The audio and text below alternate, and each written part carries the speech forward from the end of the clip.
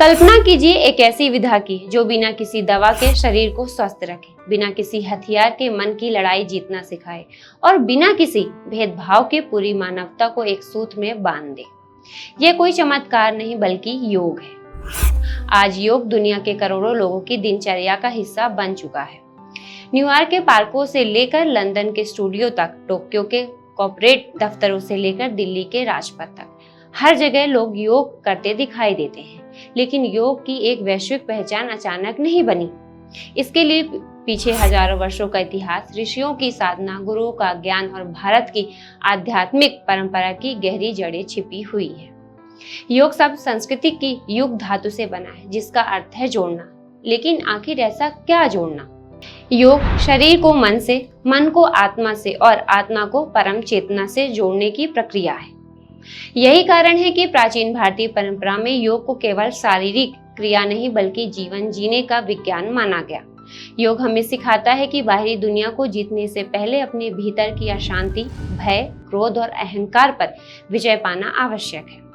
योग का इतिहास किसी एक पुस्तक या एक व्यक्ति से शुरू नहीं होता। इसके प्रमाण हमें लगभग 2700 ईसा पूर्व की सिंधु सरस्वती सभ्यता से मिलते हैं।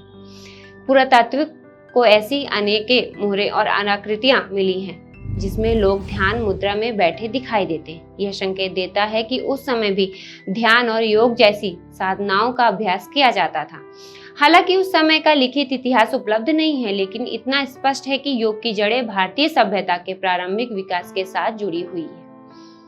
योग शब्द का पहला उल्लेख ऋग्वेद में मिलता है। वेदों के युग में योग केवल शारीरिक अभ्यास नहीं था बल्कि आत्म अनुशासन, तप, ध्यान और चेतना के विकास का माध्यम था। ऋषि मुनि जंगलों और आश्रमों में रहकर जीवन के गहरे रहस्यों को समझने का प्रयास करते थे। वे मानते थे कि मनुष्य का वास्तविक विकास बाहरी उपलब्धियों से नहीं बल्कि आंतरिक जागृति से होता है। समय बीतने के साथ योग का स्वरूप और विकास हुआ। उपनिषदों ने पहली बार यह स्पष्ट किया कि मनुष्य के भीतर भी परम सत्य छिपा हुआ है। उसे बाहर नहीं बल्कि स्वयं के भीतर खोजने की आवश्यकता है। यहीं से कर्मयोग और ज्ञान योग की अवधारणा विकसित हुई। कर्मयोग के निस्वार्थ सेवा का संदेश दिया, जबकि ज्ञान योग ने आत्मचिंतन और सत्य की खोज को जीवन का उद्देश्य बताया। योग का सबसे बड़ा मोड़ तब आया जब महर्षि पतंजलि ने योग सूत्रों की रचना की। उन्होंने बिखरे हुए योग को, ज्ञान को व्यवस्थित करते हुए अष्टांग योग की अवधारणा प्रस्तुत की। यम, नियम, आसन, प्राणायाम, प्रत्याहार, धारण, ध्यान और समाधि, इन 8 चरणों ने योग को एक पूर्ण जीवन पद्धति बना दिया। यही कारण है कि आज की महर्षि पतंजलि को योग दर्शन का सबसे बड़ा आचार्य माना जाता है। मध्यकाल में योग की नई धारणाएं विकसित हुई। योगाचार्यों ने महसूस किया कि शरीर को साधे बिना मन को और आत्मा को साधना कठिन है। यहीं से हठ योग का जन्म हुआ। आसन, प्राणायाम और शारीरिक अनुशासन के माध्यम से शरीर को मजबूत और मन को स्थिर बनाने की यह परंपरा धीरे धीरे सबसे लोकप्रिय योग पद्धति बन गई। आज दुनिया में जो योग सबसे अधिक प्रचलित है, उसकी जड़ें हठ योग से ही मिलती हैं। 19वीं और 20वीं शताब्दी में स्वामी विवेकानंद ने योग और भारतीय अध्यात्म को विश्व मंच तक पहुंचाया। 1893 में शिकागो की विश्व धर्म संसद में उनका भाषण भारतीय संस्कृति के लिए ऐतिहासिक क्षण साबित हुआ। इसके बाद स्वामी शिवानंद, परमहंस योगानंद, BKS अय्यर, टी कृष्णमाचार्य और कई अन्य योगाचार्य ने दुनिया भर के योग का प्रचार प्रसार किया। धीरे धीरे पश्चिमी देशों ने योग का अपनाया और यह एक वैश्विक आंदोलन बन गया। फिर आया 21 जून का दिन, जिसे अंतर्राष्ट्रीय योग दिवस के रूप में मनाया जाने लगा। 27 सितंबर 2014 को संयुक्त राष्ट्र महासभा में प्रधानमंत्री नरेंद्र मोदी ने अंतर्राष्ट्रीय योग दिवस मनाने का प्रस्ताव रखा।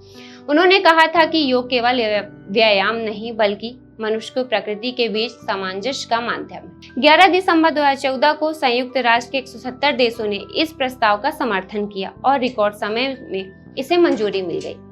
इसके बाद 21 जून 2015 को पूरी दुनिया में पहली बार अंतर्राष्ट्रीय योग दिवस मनाया गया।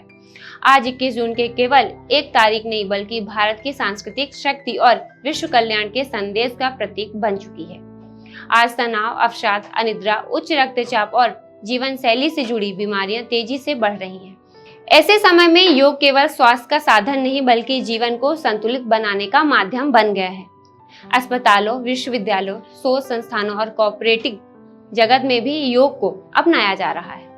हालांकि योग का वास्तविक स्वरूप केवल आसनों तक सीमित नहीं, इसका उद्देश्य व्यक्ति को भीतर से बदलना, उसके जागरूक बनाना और जीवन में संतुलित स्थापित करना है। हजारों वर्ष पहले भारतीय ऋषियों ने जिस योग को आत्मज्ञान का मार्ग बताया था, वही आज पूरी दुनिया के लिए स्वास्थ्य, शांति और संतुलन का आधार बन गया है।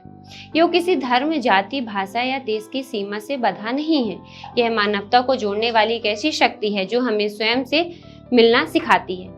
शायद यही कारण है कि समय बदलता रहा, सभ्यताएं बदलती रही, लेकिन योग आज भी उतना ही प्रासंगिक है जितना हजारों वर्ष पहले था। योग केवल शरीर को मोड़ने की कला नहीं, बल्कि जीवन को सही दिशा देने की साधना है।